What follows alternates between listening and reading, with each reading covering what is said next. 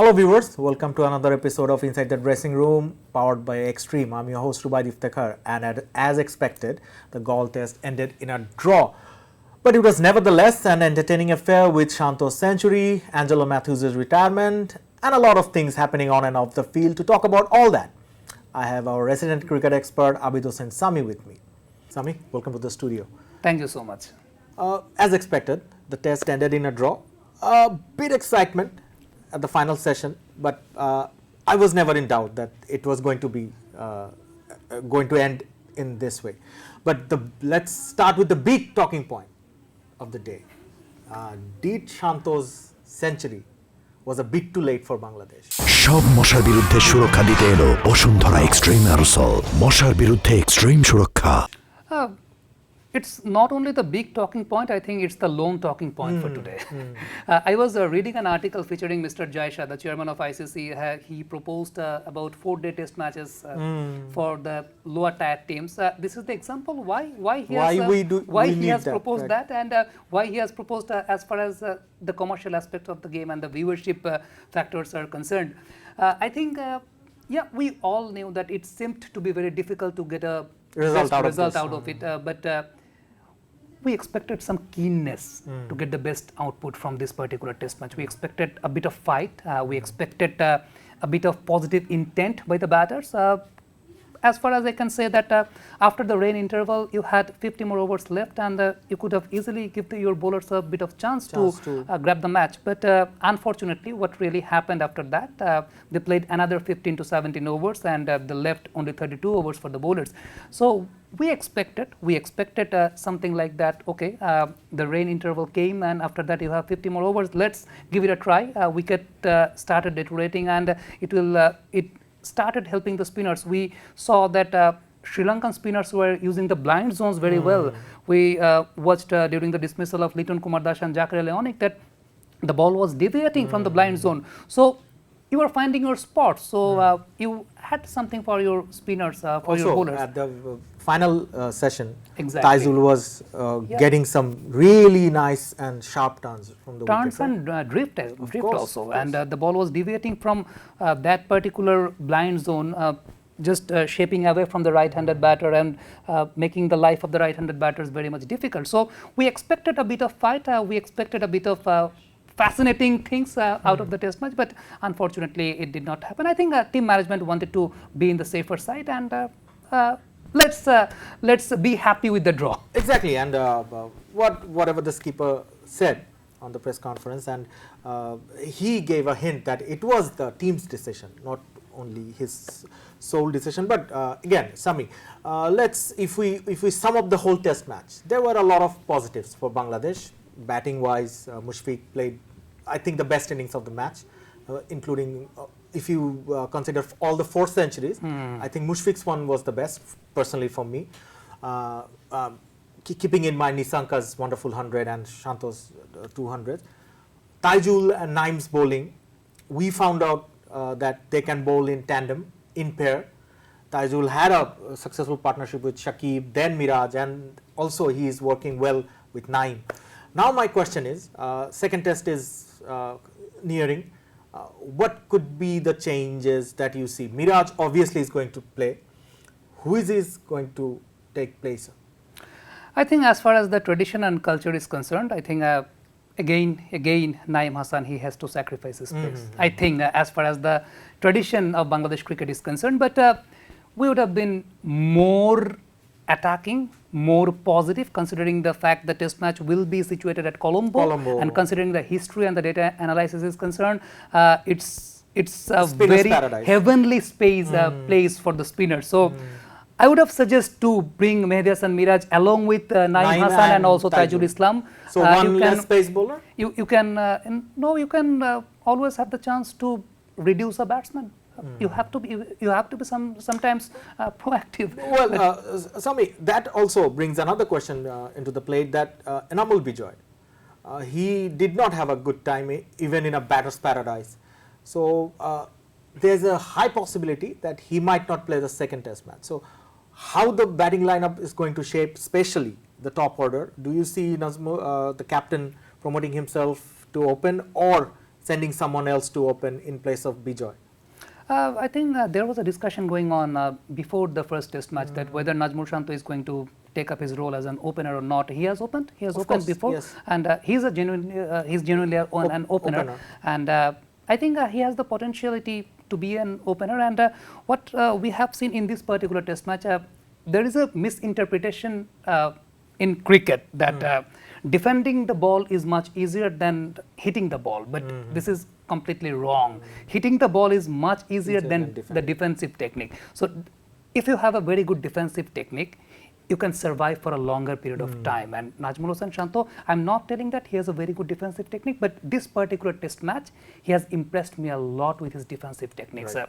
On previous occasions, on various number of occasions, I have seen Najmul Shanto going across and just his head is falling down, falling towards his left, and the right-handed bowlers coming round the wicket, shaping back in towards the left-hander, going across, and his toe position remains with the direction of point and cover, and often he gets LBW or bowled. And Sean Pollock, the great Sean Pollock, during commentary, he made an analysis about it that the defensive technique of Najmul Shanto is not that much up to the mark, but this particular test match, I have seen Najmul Shanto doing that very well. I can remember a straight drive from Najmul Shanto. It was just like straight as an arrow, and the toe position was pointing towards the on-field umpire, and he smashed that very well. So that particularly summarizes the technical improvement of Najmul Shanto. And another thing, if the Sri Lankans start with a spinner, considering the condition of Colombo, Najmul Shanto is very much prominent of playing his side shots. We have seen Shanto playing the sweep shots, reverse sweeps, paddle sweeps. So I think he has the potentiality, capability of being as an opener. And, as a successful opener, yeah, of course. and he can easily handle the new balls, which is the most prominent thing for a batter, and I think he's going to do that. Sami, as you've mentioned, and as we are on the topic of Najmul Shanto, what I was most impressed is that his mental strength. Remember, just before the tour started, he faced a very unpleasant incident from the BCB. He was robbed of his captaincy, if I may say so, and in one day, Mehdi Miraj was stated as the captain. It's any way you look at it, it's an insult to a captain of a national team, right? Do you think Shanto chose to answer with his bat, and that fueled him for 2 centuries for a longer period?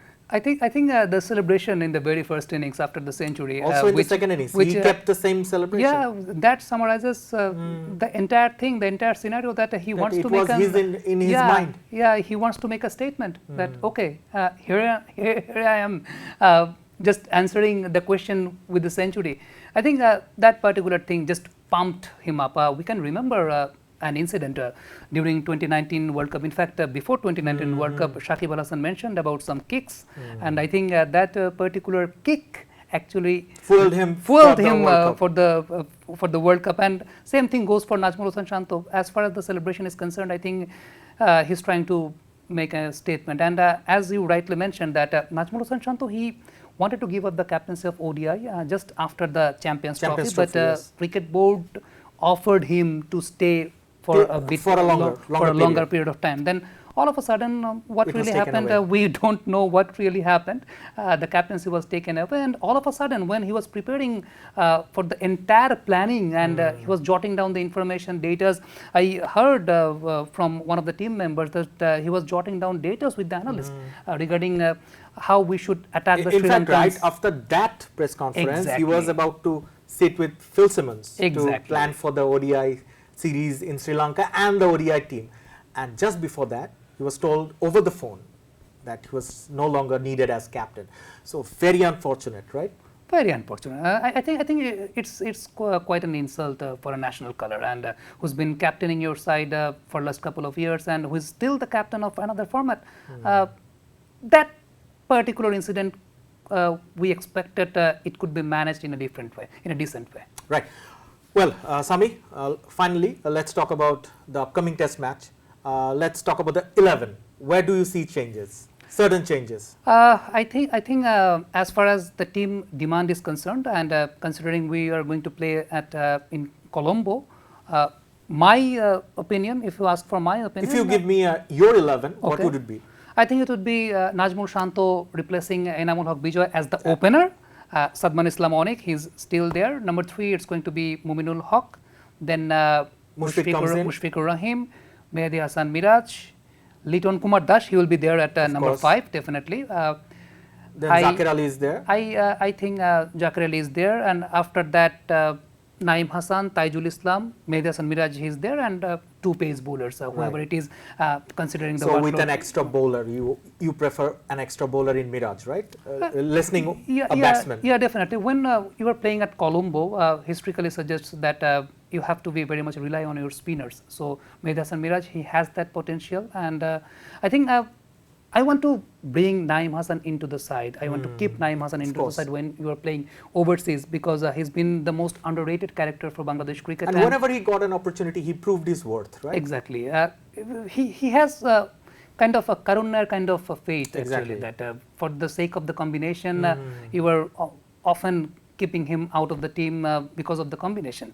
So I think he can be a very prominent aspect for Bangladesh during the overseas tours, especially not in these particular conditions, especially I'm talking about South Africa or New Zealand, Australia. New Zealand. And in this WTC stint, you have tours in South Africa and Australia. That's right. So he can overspin the ball well. He's trying to develop his overspin skills. So I think Also, his height gives him a exactly, bounce, extra bounce. extra bounce. So I think he should be there. He should be there. Considering the learning process continues, and he has the ability to drift the ball, he has the ability to use the pace variation, and I was watching when he got the fifer that he was not afraid of tossing up the ball towards the right-hander and forcing the right-hander to come forward. So this is the thing we often say, that a spinner should be a courageous one. So he is courageous, Fearless, right? fearless. So I think from my point of view, he should be there, but traditionally what we have seen for over last years, I think A he batsman will be added. Yeah, he will be dropped out. All right, Sami, we'll wait for that, and we'll wait to see what is going to happen, right? Inshallah. Thank you for your time today. Thank you so much. Folks, that was all the time we have for you today. I'll be back soon with another episode, more discussions, more sporting topic. Till then, you take care. For more update, follow us on Facebook, subscribe our YouTube channel, get the latest update on www.daily-sun.com.